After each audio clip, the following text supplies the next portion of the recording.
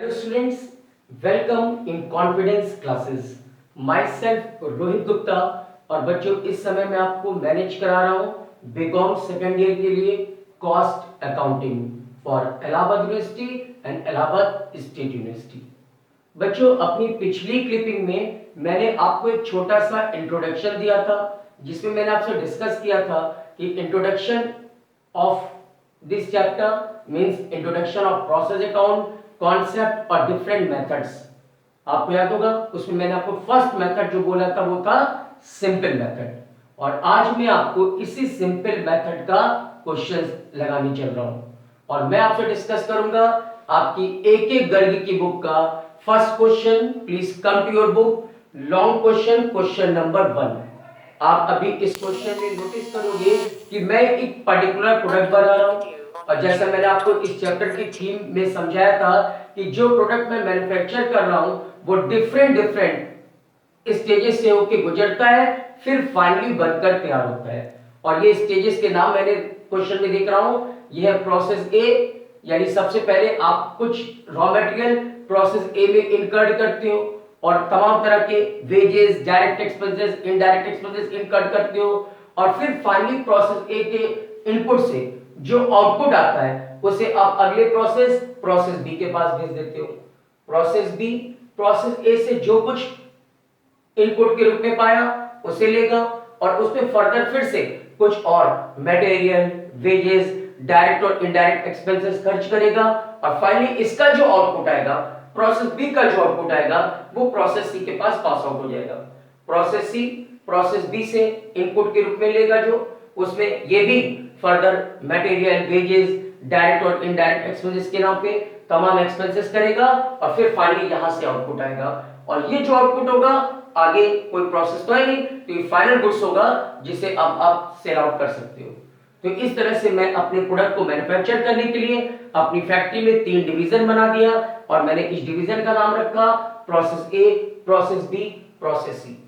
जैसा आपको मैंने अपने इंट्रोडक्शन क्लास में कहा था कि सर जितने प्रोसेस या जितने स्टेजेस होंगे आपको हर एक स्टेज के लिए सेपरेट सेपरेट अकाउंट बनाना पड़ेगा उस स्टेज के नाम पे।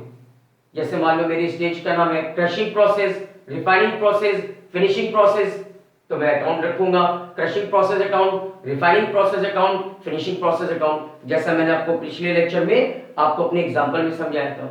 यहां पर आपके स्टेजेस का नाम है ए बी सी, तो मैंने नाम रखा process A, process B, process C.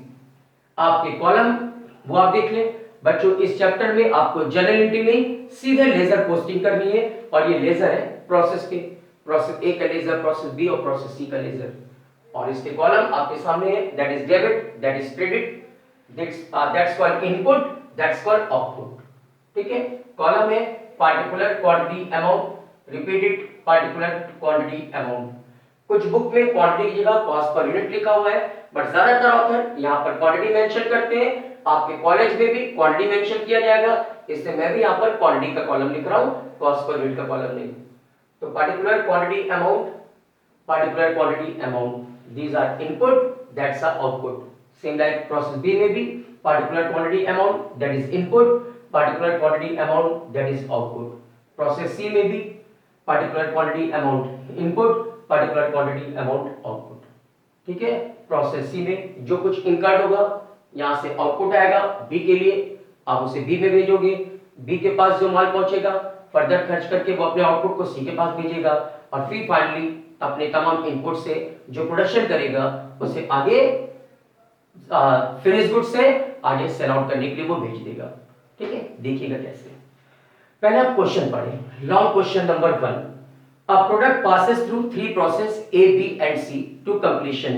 During the month of January 2018, 2000 units were produced. बच्चों में कितने प्रोडक्शन पे काम, कितने यूनिट्स पे काम कर रहा हूं? 2000 यूनिट्स पे।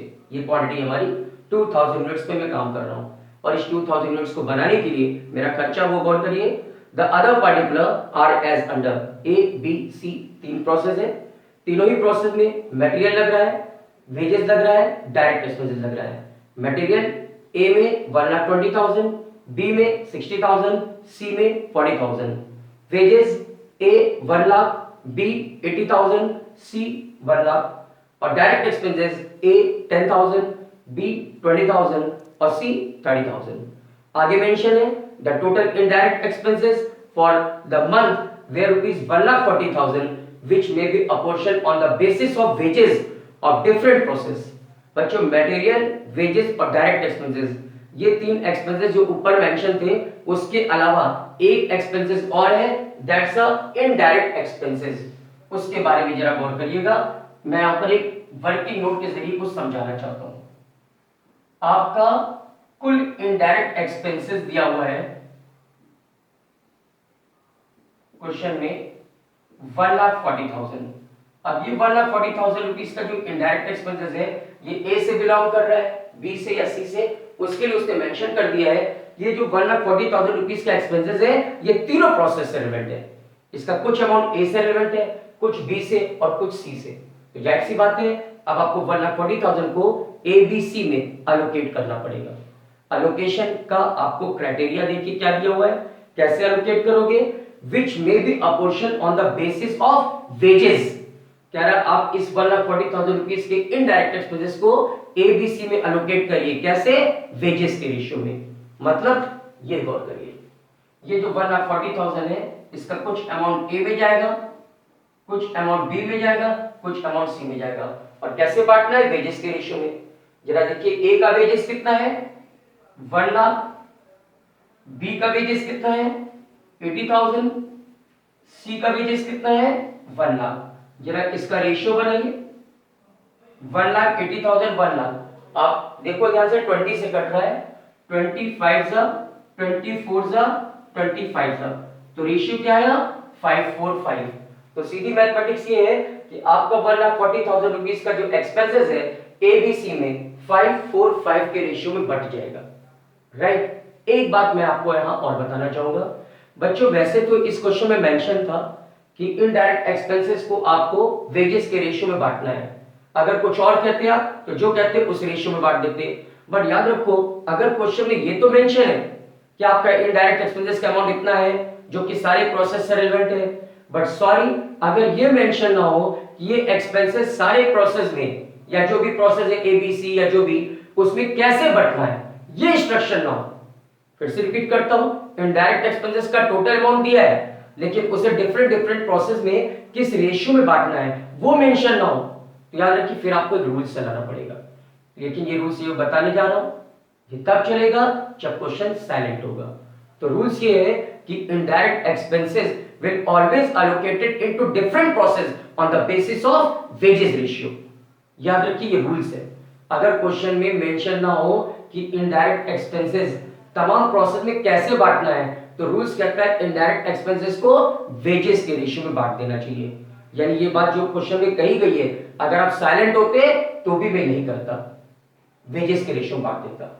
तो फिर रिपीट कर रहा हूं, अगर आपने इनडायरेक्ट एक्सपेंसेस को कैसे बांटना है उसके बारे में कोई इंस्ट्रक्शन दिया है वेजेस के रेशियो में या कोई और क्राइटेरिया बताया है, तो हम जो भी आप बता रहे हो उसके अकॉर्डिंग इनडायरेक्ट एक्सपेंसेस को बांट देंगे। लेकिन अगर आपका क्वेश्चन साइलेंट होगा तो indirect expenses always allocated on the basis of direct wages.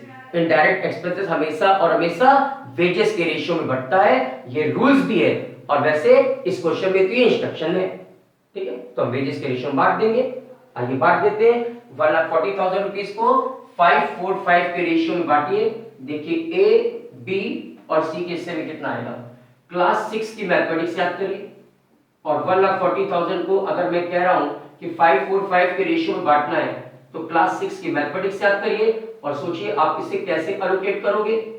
Mathematics 5 + 4 + 5 कितना हुआ 14, तो 5/14 4/14 5/14। फिर से बोलिए 5/14 4/14 5/14। इस तरह से आपका ए में आएगा 50,000, बी में आएगा 40,000, सी में आएगा 50,000। आपने इनडायरेक्ट एक्सपेंसेस को अलोकेट कर दिया, ए 50,000, बी 40,000 और सी 50,000। तो इस क्वेश्चन में एक छोटी सी वर्किंग नोट बननी थी, ये वर्किंग नोट पहले मैं आपको समझाना चाहता था। अभी बताइए किसी को वर्किंग नोट में कोई प्रॉब्लम हो तो, एनी डाउट्स? नो? ओके, अब आगे बढ़ते हैं। तो चलिए अब क्वेश्चन को फिर से स्टार्ट करते हैं। क्वेश्चन के फर्स्ट पैराग्राफ में देख लीजिए फिर से 2000 यूनिट्स पे काम कर रहे हैं आप, 2000 यूनिट्स का आपने प्रोडक्शन किया है, यह मेंशन है, और 2000 यूनिट्स के प्रोडक्शन में आपने खर्च किए हैं ए बी सी तीनों ही प्रोसेस में, मटेरियल, वेजेस और डायरेक्ट एक्सपेंसेस और इनडायरेक्ट एक्सपेंसेस। चलिए शुरू करें। सबसे पहले आप प्रोसेस ए की तरफ आए और इनपुट साइड में आए, और जो एक्सपेंसेस किया है, जो इनपुट किया है उसे लिखिए इनपुट साइड में। तो आपने सबसे पहले बतौर इनपुट मटेरियल किया, देन आफ्टर वेजेस, यानी कि इस साइड आप जो भी लिखोगे उसे 2 से रिप्रेजेंट करेंगे, इस साइड आप जो भी लिखेंगे इसे रिप्रेजेंट करेंगे 22 से। तो मटेरियल, वेजेस और डायरेक्ट एक्सपेंसेस, इसके अलावा इनडायरेक्ट एक्सपेंसेस। चलिए पहले प्रोसेस ए के लिए बोलिए, मटेरियल की amount 1,20,000, wages 1 lakh, direct expenses 10,000, indirect expenses 50,000।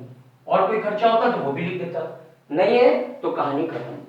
इसी के साथ आपका प्रोसेस ए क्लियर, आपने इनपुट दिखा दिया। अब आइए आउटपुट। आपने जो प्रोडक्शन कर रहे हैं उसकी क्वांटिटी कितनी है, 2000 यूनिट्स, तो हम क्वांटिटी के कॉलम में क्वांटिटी लिख देंगे। लेकिन ये बताइए क्वांटिटी किसकी होती है, कॉमन सेंस मटेरियल की, वेजेस लेबर की क्वांटिटी तो होती नहीं। तो आप कह सकते हो जो 1,20,000 रुपीस का मटेरियल लगा है, कितनी क्वांटिटी के लिए चल रहा है काम, 2000 यूनिट्स के लिए, तो 2000 यूनिट्स, राइट। अब आइए इधर बाई साइड में, इधर आप दिखाओगे डेबिट में इनपुट, क्रेडिट पे दिखाओगे आउटपुट। तो जो माल बना कितना बना, 2000 यूनिट्स, वो लिख दीजिए क्वांटिटी में, और इसका अमाउंट टोटल कितना खर्चा हुआ इसका टोटल करिए, और वही आपके आउटपुट की कॉस्ट होगी। तो बोलिए 1,20,000 प्लस 1 लाख प्लस 10,000 प्लस 50,000, ये आ गया 2,80,000 रुपीज 2000 यूनिट्स के लिए। तो ये 2000 यूनिट्स आगे बढ़ जाएगा, और इसकी कुल कॉस्ट जो आपकी इनपुट की कॉस्ट है 2,80,000, ये आपके फाइनल आउटपुट की कॉस्ट आ जाएगी। और ये माल ए से आगे जा रहा है बी में, तो आप आउटपुट जो है वो कहां भेज रहे हैं वो लिख दीजिए, by process B account, quantity 2000, total amount, input की टोटल कॉस्ट 2,80,000, वो लिख दिया। और इसी के साथ ये प्रोसेस ए अकाउंट कंप्लीट, इसकी कहानी खत्म। एक बच्चों फॉर्मेलिटी आपको करनी पड़ेगी, ये फॉर्मेलिटी में आपको बताना पड़ेगा कि आपने ए से बी के पास जो गुड्स ट्रांसफर किया है उसकी पर यूनिट कॉस्ट क्या है।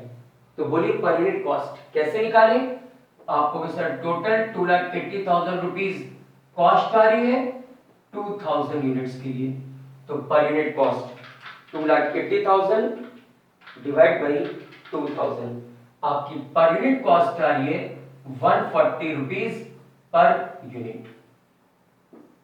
अब आपका फाइनली ए खत्म।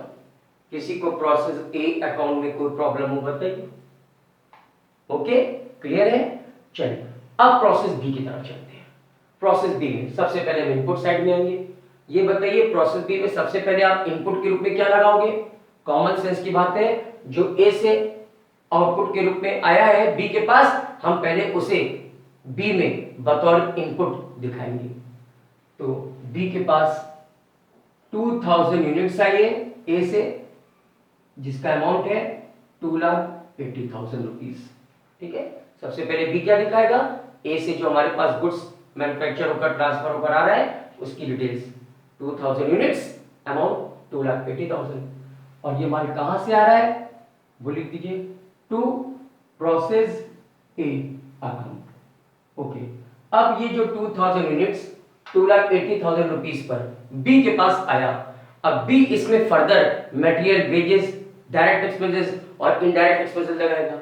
तो चलिए अब बी के पॉइंट ऑफ व्यू से जो माल मेरे पास आया है हम उस पे मटेरियल लगाएंगे, वेजेस लगाएंगे,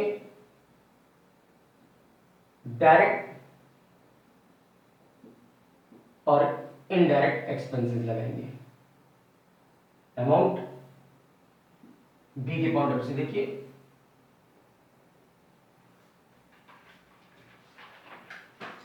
बी के मामले में प्रोसेस बी वाले कॉलम को देखिएगा, material 60,000 rupees, wages 80,000 rupees, direct expenses 20,000 और इनडायरेक्ट एक्सपेंसेस ये वर्किंग नोट में देखिए 40,000। बस और कोई खर्चा होता तो वो भी लिख देता। फिलहाल कहानी खत्म। ए अपने आउटपुट को बी के पास भेजा था, बी ने उसे यहां पर इनपुट के रूप में दिखाया, फर्दर ये खर्चे करे। अब बी का काम खत्म, बी अपने इस आउटपुट को जो यहां से आउटपुट के रूप में आएगा उसे सी के पास भेज देगा। तो क्या लिखेगा आउटपुट साइड में, by process C account, quantity 2000 units और इसकी कॉस्ट टोटल करिए 2,80,000 रुपीज का खर्चा आया था प्रोसेस ए तक। फिर उसमें इसने 60,000 रुपीज मटेरियल पे खर्चा किया, 80,000 वेजेस पे, 20,000 डायरेक्ट और 40,000 इनडायरेक्ट एक्सपेंसेस पे। इस तरह ये 4,80,000 रुपीज कुल कॉस्ट हो गई प्रोसेस बी तक। तो ये प्रोसेस बी से माल आगे जो जाएगा उसकी क्वांटिटी 2000 यूनिट्स और उसका अमाउंट 4,80,000 और इसी के साथ process B complete, quantity 2000, amount 4,80,000। एक फॉर्मेलिटी आपको बताना पड़ेगा आपकी पर यूनिट कॉस्ट। तो टोटल 4,80,000 रुपीज 2000 यूनिट्स डिवाइड कर दीजिए, आपकी पर यूनिट आ गई 240 रुपीज। इसी के साथ प्रोसेस बी क्लियर। अब आइए प्रोसेस सी, लास्ट प्रोसेस। सबसे पहले आप इनपुट की तरफ आओगे और दिखाओगे आपके पास क्या आया। आपके पास आया 2000 यूनिट्स 4,80,000 रुपीज की वैल्यू पर। कहां से आया, प्रोसेस बी से। तो टू प्रोसेस बी। अब इसी में आप खर्च कर रहे हो मटेरियल पर, वेजेस, डायरेक्ट और इनडायरेक्ट एक्सपेंसेस। तो देखिए प्रोसेस सी में इन चारों पर कितना कितना खर्चा आ रहा है। जो माल प्रोसेस सी के पास पहुंचा है 2000 यूनिट्स 4,80,000 रुपीज पर, इस पे प्रोसेस सी ने 40,000 रुपीज मटेरियल के नाम पे खर्चा किया, वेजेस के नाम पे 1 लाख रुपीज खर्च किए, डायरेक्ट एक्सपेंसेस के नाम पे 30,000 रुपीज खर्च किए और इनडायरेक्ट एक्सपेंस के नाम पे ये वर्किंग नोट लिखिए 50,000 रुपीज खर्च किए। इस तरह से ये प्रोसेस सी का भी काम खत्म। अब एक छोटी सी टेक्निकल प्रॉब्लम है बच्चों। प्रोसेस ए ने माल भेजा बी के पास, आउटपुट साइड में इसने लिखा बाई प्रोसेस बी। बी से माल गया सी के पास, आउटपुट में इसने लिखा बाई प्रोसेस सी। अगर आगे प्रोसेस डी होता तो सी माल भेजता डी के पास और वो लिखता बाई प्रोसेस डी, लेकिन प्रोसेस डी तो है नहीं। तो फिर क्या करेंगे, रूल्स कहता है कि जो लास्ट वाला प्रोसेस है वो अपने आउटपुट को ट्रांसफर करता है आगे, लेकिन डी तो है नहीं तो कॉस्ट ऑफ फिनिश गुड्स के नाम पे। ठीक है, तो लास्ट वाला जो प्रोसेस है वो अपने आउटपुट को आगे पास आउट करेगा by cost of finish goods के नाम पे। तो ध्यान से देखिए ये मैंने लिखा है by cost of finish goods. चलिए क्वांटिटी 2000 यूनिट्स, ये माल फाइनल बनकर तैयार हो गया और इसकी टोटल कॉस्ट क्या पड़ी, टोटल करिए 4,80,000 रुपीज का खर्चा आया था प्रोसेस बी तक, उसमें प्रोसेस सी ने खर्च किया 40,000 रुपीज मटेरियल के नाम पे, 1 लाख रुपीज वेजेस के नाम पे, 30,000 रुपीज डायरेक्ट एक्सपेंसेस के नाम पे और 50,000 रुपीज इनडायरेक्ट एक्सपेंसेस के नाम पे, टोटल 7 लाख रुपीज। इस तरह से जो आउटपुट आगे फाइनल आउटपुट के रूप में सेल के लिए जा रहा है उसकी कुल कॉस्ट आ गई 7 लाख रुपीज। 2000 यूनिट्स फाइनल बनकर तैयार हो गया 7 लाख रुपीस में। पर यूनिट निकालना है तो 7 लाख रुपीस को 2000 यूनिट से डिवाइड कर दीजिए, आपका पर यूनिट आ गया 350 पर यूनिट। तो इस तरह से जो लास्ट वाला प्रोसेस है, आगे कोई प्रोसेस तो है नहीं, वो लिख देता अपने आउटपुट को by cost of finish goods के नाम पे। तो फाइनली इस क्वेश्चन का आंसर आ रहा है 2000 यूनिट्स 7 लाख रुपीस की वैल्यू पे। ये था बच्चों आपकी बुक का क्वेश्चन नंबर 1। अब देख लीजिए इस पूरी वर्किंग और इस डिटेल्स को। अगर आपको कोई दिक्कत हो तो आप मेरे को बताना, जो भी डाउट्स होंगे मैं उन्हें और बेहतर समझाने की कोशिश करूंगा। बट फिलहाल अभी के लिए इतना ही। एक छोटा सा मैं आपको होमवर्क दूंगा। आपकी बुक का क्वेश्चन नंबर 2 बिल्कुल सेम क्वेश्चन है, दैट इज योर होमवर्क। बस उस क्वेश्चन में एक बात ध्यान रखिएगा, वहां भी इनडायरेक्ट एक्सपेंसेस है, ऑफिस एक्सपेंसेस के नाम पे वहां पर इनडायरेक्ट एक्सपेंसेस दिया है 2600 रुपीस का, लेकिन उसने कैसे एबीसी में बांटना है वो मेंशन नहीं है। तो मेरा रूल्स है जो मैंने आपको अभी बताया कि अगर क्वेश्चन साइलेंट हो, इनडायरेक्ट एक्सपेंसेस को कैसे बांटना है उसके बारे में इंस्ट्रक्शन ना हो, तो इनडायरेक्ट एक्सपेंसेस को वेजेस के रेशियो में बांट देते हैं। लेकिन याद रखिएगा ये रूल्स कब चलाएंगे, जब क्वेश्चन साइलेंट हो। अदरवाइज क्वेश्चन में जो इंस्ट्रक्शंस हैं आप उन इंस्ट्रक्शंस को फॉलो करोगे। तो क्वेश्चन नंबर 2 आपके लिए होमवर्क, आपके वहां पर ऑफिस एक्सपेंसेस जो कि इनडायरेक्ट एक्सपेंसेस होता है उसे बांटने के लिए वेजेस रेशियो का यूज करना। ठीक है, लगाइए क्वेश्चन। अगर कोई दिक्कत होगी तो मेरी अगली वीडियो क्लिपिंग में मैं उसको सॉल्व करके आपको समझा दूंगा। फिलहाल अभी के लिए इतना ही। Thank you and that's all.